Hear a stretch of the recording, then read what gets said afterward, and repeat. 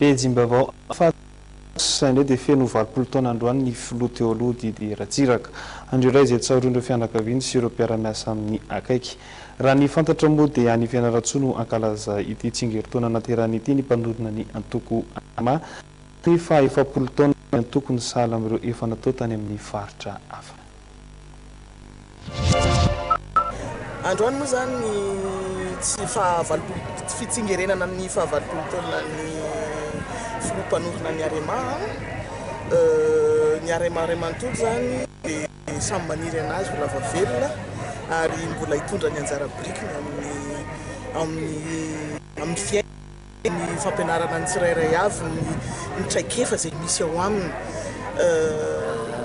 Satria manaratra ny fahitana lavitra zao dia miaraba ny président de la République zany amin'ny fahatisia taona nahaterahany 4 novambra ny Arema manontolo manery Madagasikara dia mirary fahasalamana feno taona lava mba hanatantana indray izay mbola betsaka eto amin'ity firenena ity.